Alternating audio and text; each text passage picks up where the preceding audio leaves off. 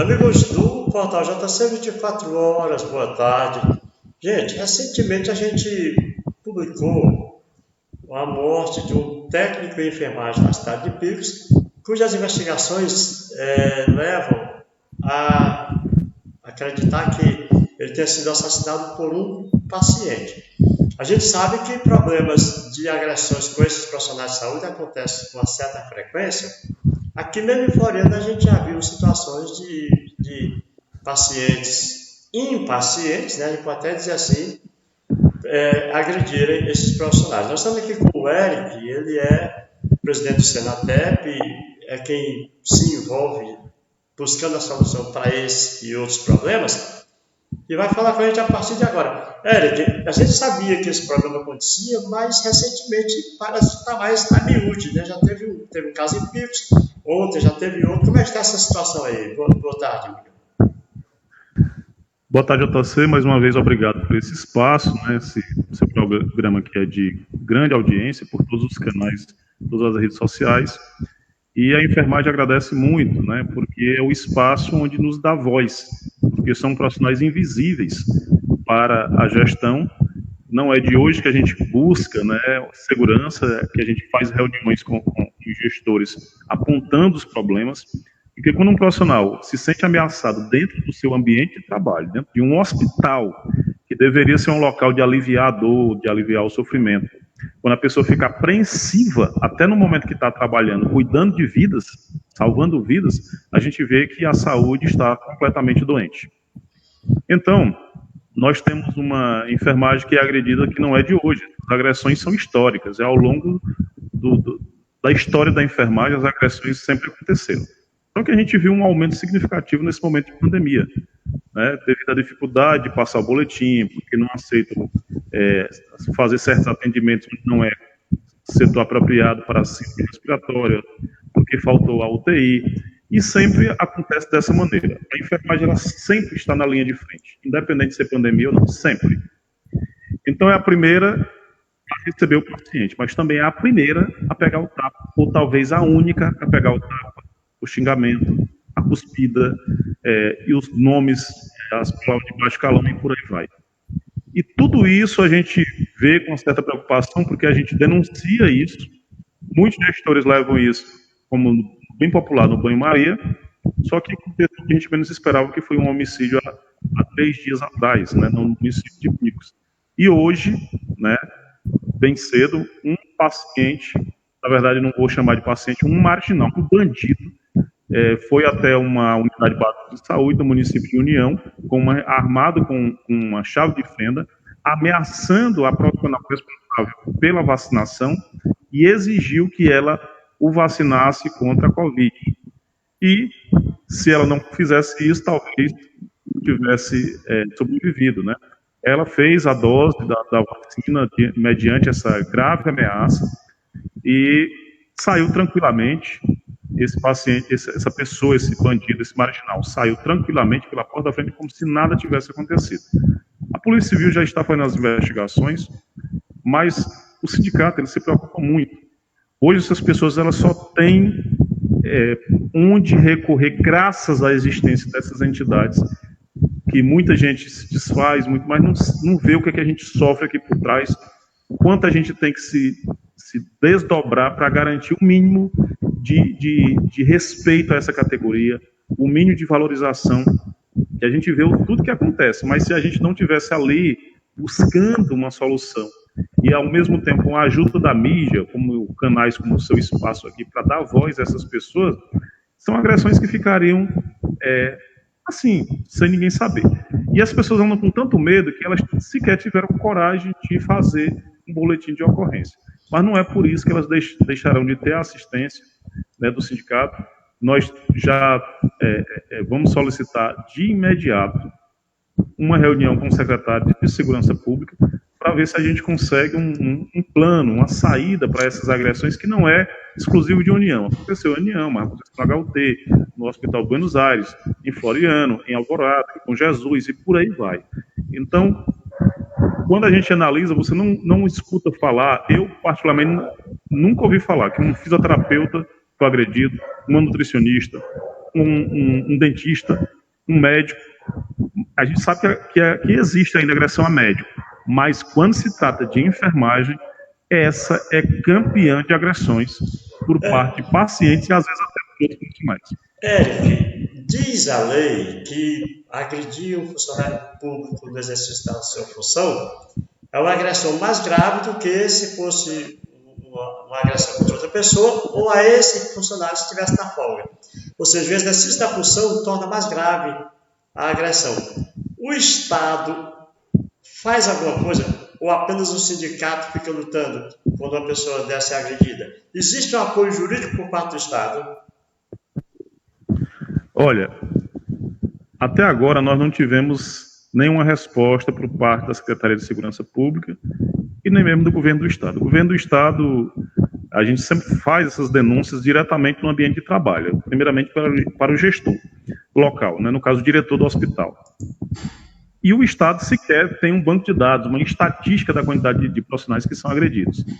Mas se a gente for analisar nesse momento, JC, o risco maior que, assim, vamos chamar a atenção, eu vou usar esse espaço para chamar a atenção, eu espero que o senhor Florentino, Gilberto Albuquerque, que são os que concentram maior poder nesse momento em relação à saúde pública, porque um é da capital e o outro é de todo o Estado. Mas isso não vale menos para os gestores locais. O risco de furto, roubo e ameaça por conta dessa vacinação contra a Covid só tende a aumentar. Então, esse caso aí que a gente viu hoje, ele é um caso que está acontecendo aqui no Piauí, mas a gente já viu nos telejornais de todo o Brasil. Todo o Brasil. Então, o que a gente quer chamar aqui a atenção é para essa gravidade desse problema que tem um risco de aumentar ao longo desses dias por conta da necessidade de vacinação. A gente sabe que não tem vacina para todos. Vimos esse absurdo que foi o governo federal abrir esse espaço para a iniciativa privada adquirir vacinas com argumentos de que é para doar, Não existe vacina sobrando no mundo. As vacinas vão ser disputadas tanto pela iniciativa privada para esses grupos que podem pagar, como nas mesmas doses. E os grupos prioritários não estarão sendo vacinados. Consequentemente, aquele que não pode pagar, mas que já tem uma tendência mesmo de cometer crime, vai buscar isso onde? Lá no vacinador, lá naquela pessoa que está na sala de vacina, com a geladeira na sua frente, uma caneta na mão e uma caderneta. E essas pessoas estão sendo ameaçadas, correndo risco de vida, se nada for feito para proteger. É por isso que nós estamos preocupados.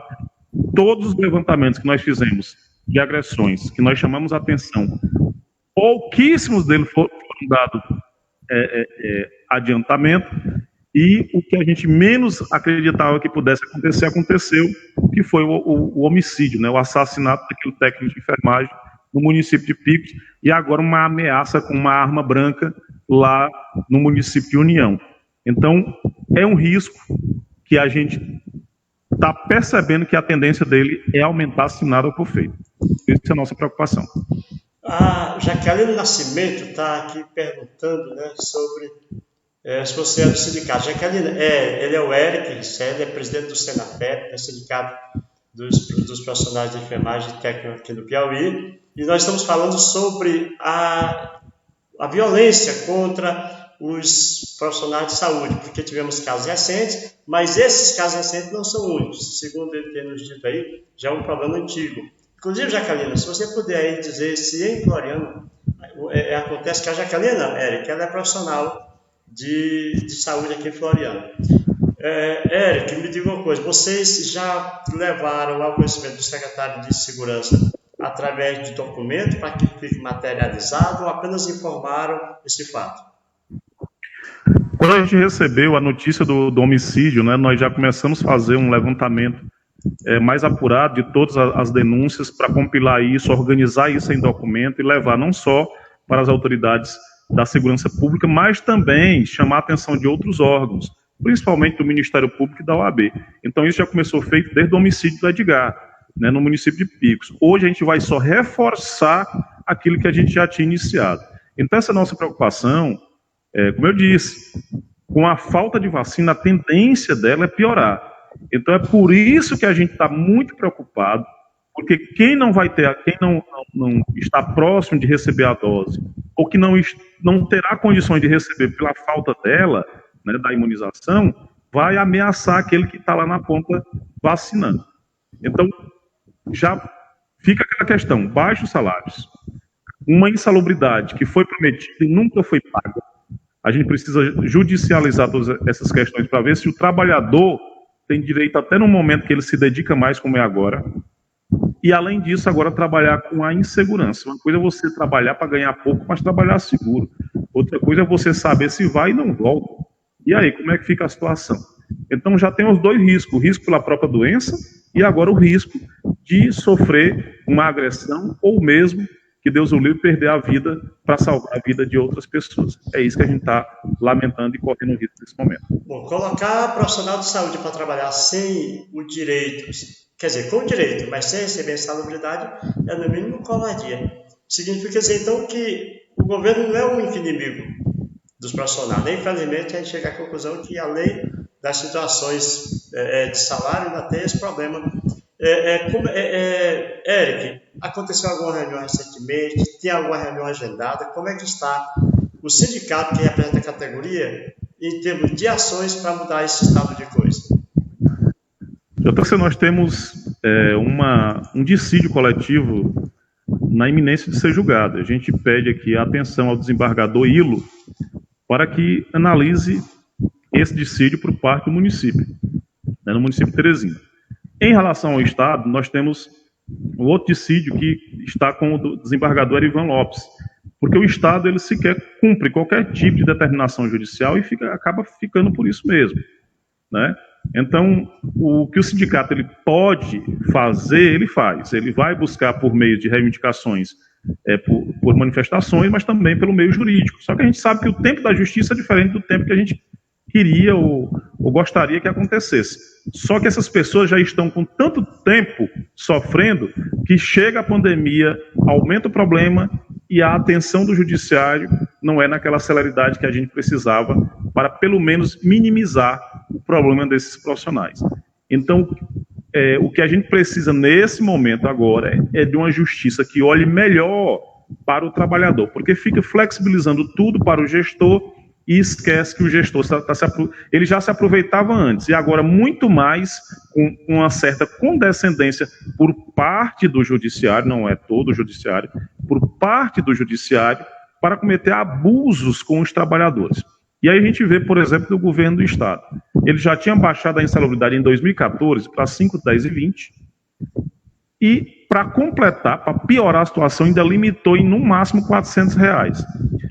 Só que quem é que ganha esses 400? É quem ganha, vamos botar aqui 10%, é quem ganha acima de 4 mil. Quem é que ganha acima de 4 mil no Estado? Médico. Raríssimo você vai achar outra categoria ganhando isso.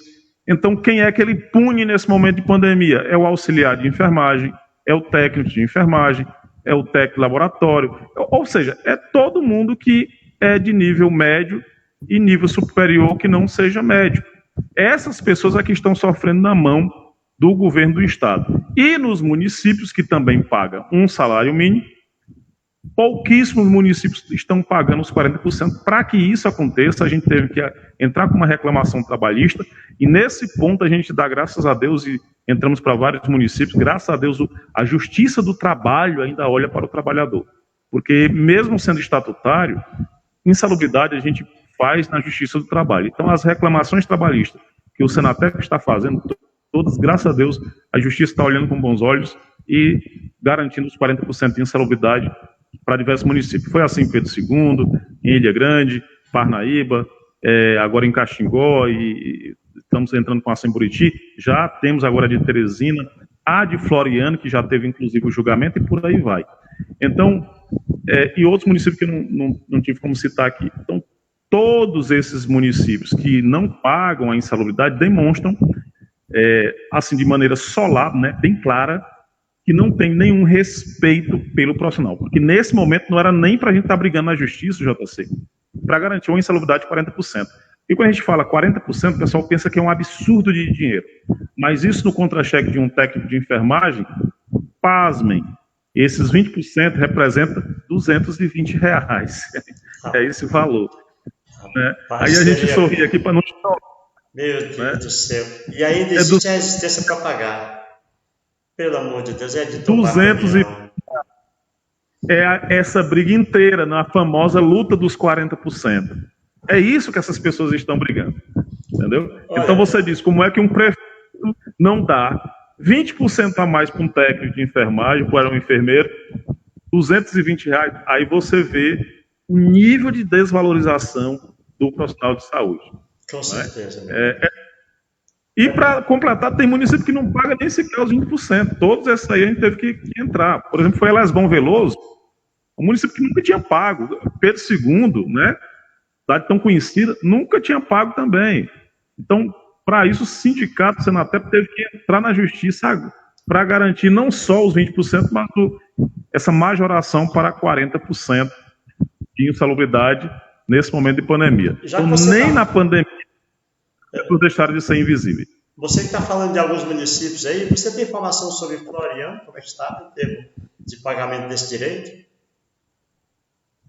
Olha, Floriano é uma coisa interessante, né? O secretário de Saúde, que é o James, é um advogado muito bom, que conhece bastante a legislação de saúde, já tive a oportunidade de estar conversando com ele, fazermos uma reunião, mas age um pouco da mesma maneira, né? Na mesma linha, sem valorizar o profissional de enfermagem. Cortou o PEMAC, né? O Programa de Melhoria da Qualidade da Assistência, só que Floriano ainda continua utilizando a excelência dos indicadores passados do PEMAC para não pagar, alegando que não existe PEMAC. Não existe a sigla PEMAC, mas o Previne Brasil existe. E o Previne Brasil enxugou melhor os indicadores, mas está vindo pelo teto, então nem avaliação está tendo. E eu tenho todos os dados compilados de um relatório brilhante feito pelo Dr. Kainan, né, que é o nosso assessor aqui que cuida dessa parte de finanças para o município, provando que Floriano não teve redução de absolutamente nada nos repasses do PEMAC para o Previne Brasil. Então isso também já é uma maneira aqui de puxar a orelha aí do prefeito e do secretário de saúde, que não valoriza os profissionais de enfermagem que tanto produzem. E detalhe, são pessoas, JC, tão preocupadas com a saúde que eles podiam nesse momento dizer, tudo bem, não estou recebendo, então vou parar de melhorar esses indicadores que só faz com que o município receba e vocês não olham para a gente. Mas nem isso eles deixaram de fazer para mostrar a responsabilidade dessas pessoas e o compromisso com a sociedade. Certo? Mas se fosse simplesmente pensando no dinheiro, eles tinham já deixado de alimentar esses indicadores.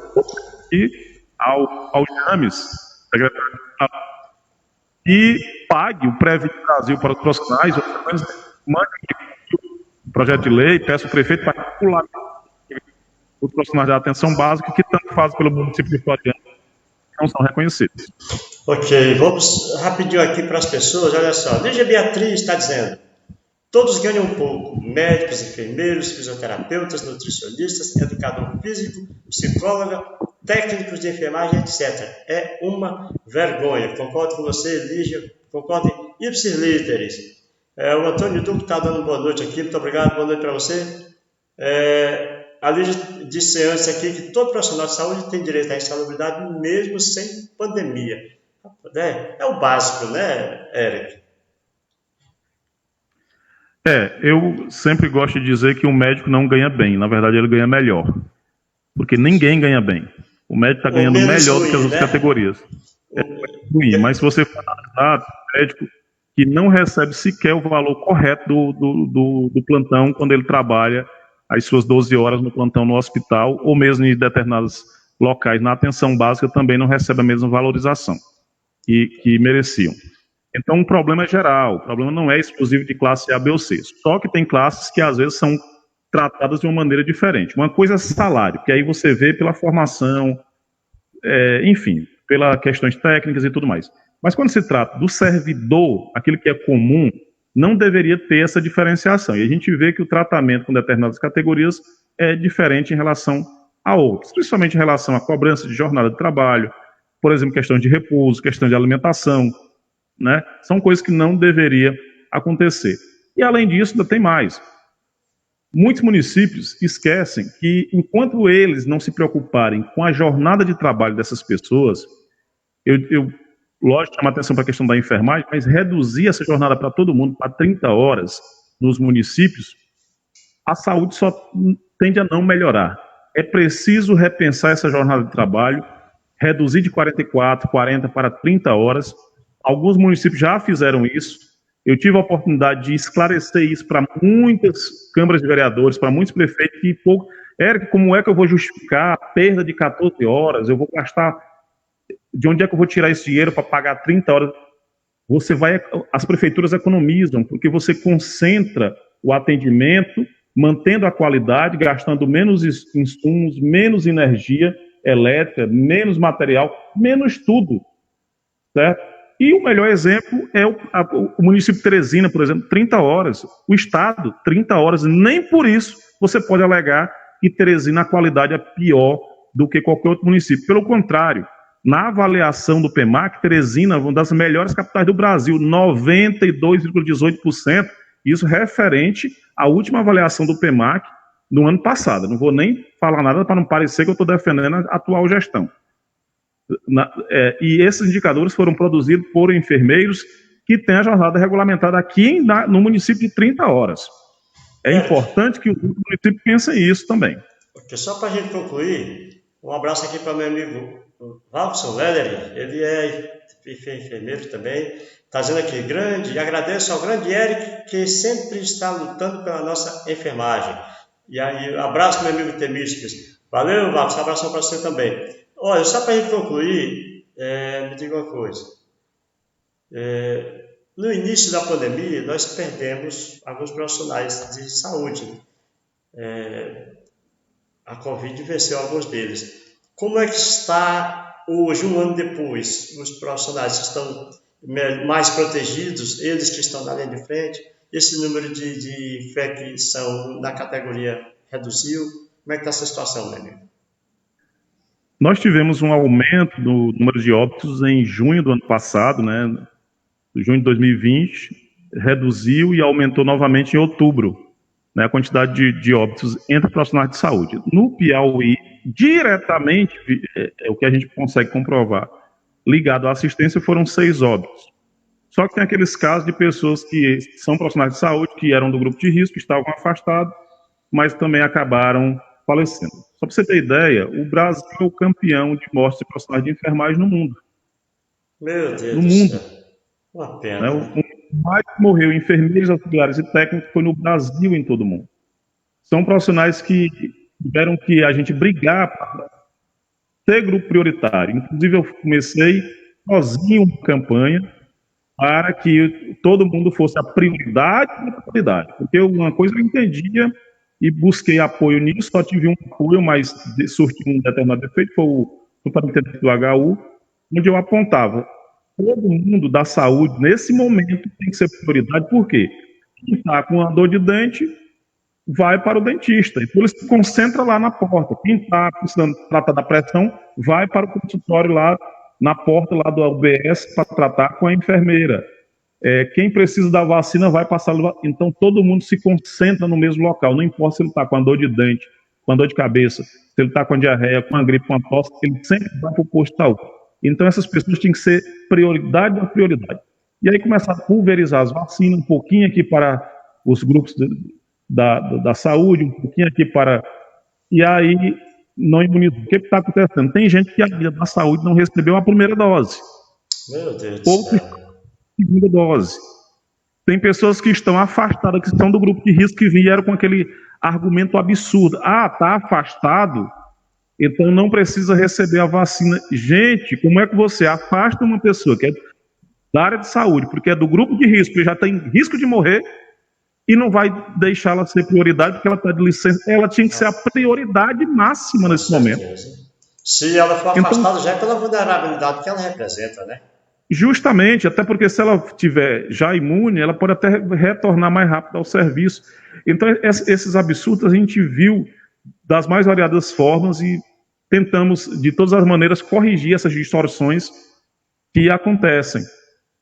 Graças a Deus, hoje a gente tem essa receptividade, né, de ser ouvido.